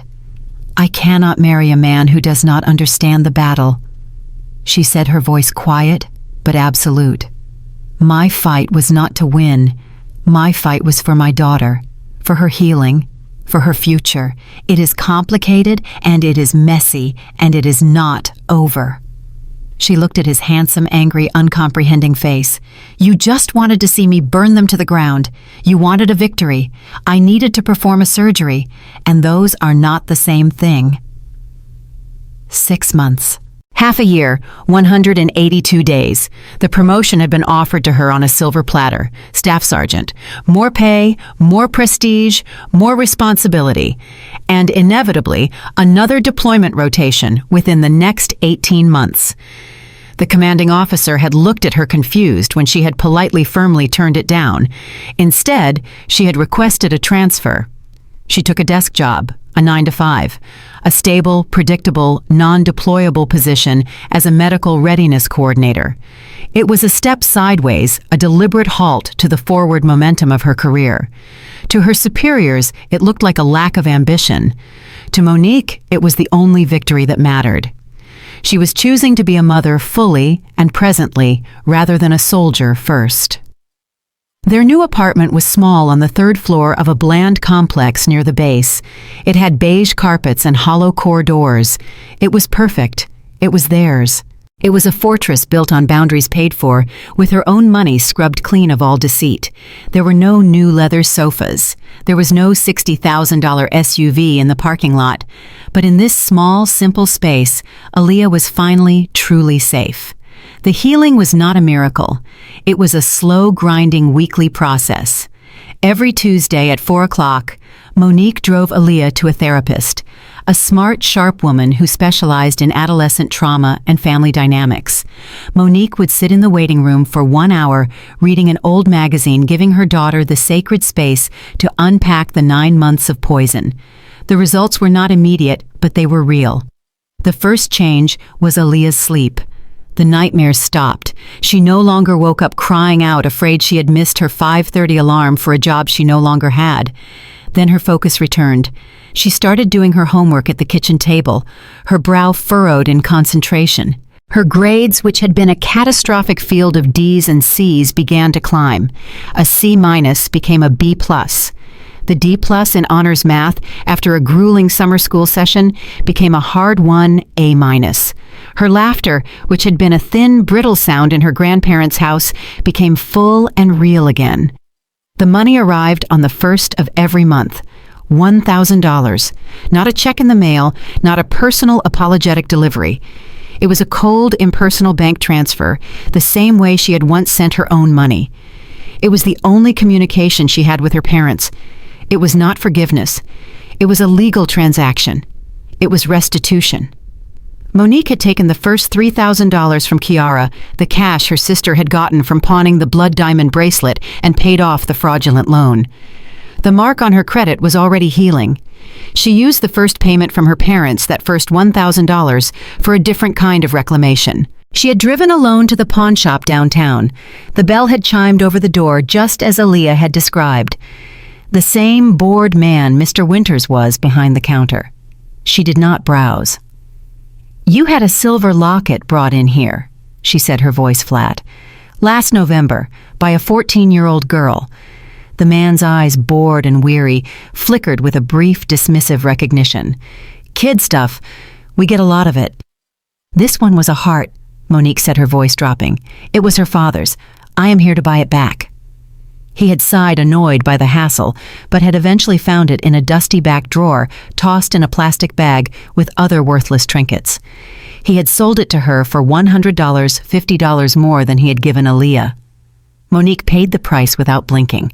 She did not care about the money. She was buying back a piece of her daughter's soul. That night she had held the small, tarnished silver heart in her palm. She polished it for an hour, rubbing away the grime and the pawn shop's taint until it shone. She placed it in a new box on new velvet. When Aaliyah came home from school, Monique had simply held it out. Aaliyah's cry was not one of sadness. It was a sound of profound, guttural relief, the sound of a thing long lost and presumed gone forever finally returned. Monique had fastened the chain around her daughter's neck, and in that moment, she knew she had done the right thing. 6 months after the explosion, their new kitchen was filled with the smell of garlic and tomatoes. Aaliyah, now 15, and taller than her mother, was stirring a pot of pasta sauce, her brow furrowed in concentration. Music played from a small speaker on the counter. "It needs more oregano, Mom. I'm telling you." "You always say more oregano." Monique laughed, chopping a green pepper. "You are going to turn us both into a pizza. It's better than you and cilantro. You put cilantro on everything." Aaliyah tasted the sauce, her expression serious. "See? Oregano and more salt." Monique watched her daughter. She saw the confidence in her posture. She saw the silver locket gleaming at her throat. She saw a child who was healing a child who felt safe enough to argue about spices. This was it. This was the victory. It was not the screaming match. It was not the signed confessions. It was not the money. It was this, a Tuesday night, a small kitchen, an argument about oregano. It was a peace that was fragile and new and built from the wreckage of their past. It was not a peace she had been given. It was a peace she had fought for. It was a peace she had constructed piece by piece with her own 2 hands. It was Thanksgiving, almost a full year since the detonation. Their small apartment kitchen was warm, filled with the real, honest smells of roasted turkey and cornbread stuffing. Last Christmas had been a performance of lies, thick with the scent of pine and deceit. This Thanksgiving was a quiet, small, and authentic. It was just the 2 of them. Aaliyah, now 15 years old, was mashing sweet potatoes with an unnecessary amount of force. She had been quiet for the last hour, a thoughtful internal quiet that Monique had learned to respect. "Mom," Aaliyah said, her voice casual, not meeting her mother's eyes. "Yeah, baby," Monique replied, basting the turkey. "I was thinking about dinner." "What about it? Not enough oregano in the stuffing for you," Monique teased. Aaliyah did not smile. She stopped mashing and looked up, her gaze steady, the silver locket gleaming at her throat. Can Grandma and Grandpa come over for dinner?" Monique's hand froze the baster dripping fat onto the oven door. She stared at her daughter. She had not seen or spoken to her parents since that sterile conference room almost 12 months ago. The only sign of their existence was the $1,000 electronic deposit that appeared in her bank account without fail on the 1st of every month. It was the cold, silent penance of their legal agreement. "Baby," Monique said slowly, "are you sure?" "I think so," Aaliyah said, and her voice was not the voice of a child asking for permission. It was the voice of a young woman stating a decision. She rushed to clarify, to set the terms, to show she was not naive. Not to stay, not for long, just for dinner, to eat, and then to leave." She looked down at the potatoes. "I talked about it with Dr. Evans in therapy.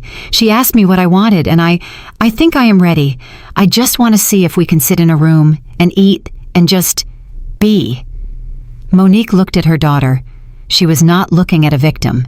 She was not looking at a fragile, broken child. She was looking at the strongest person she had ever known. She was in awe. This was not the blind, obligatory forgiveness of a child who missed her grandparents. This was not weakness. This was a profound, measured, and controlled act of strength. Aaliyah was not opening the door. She was testing the lock.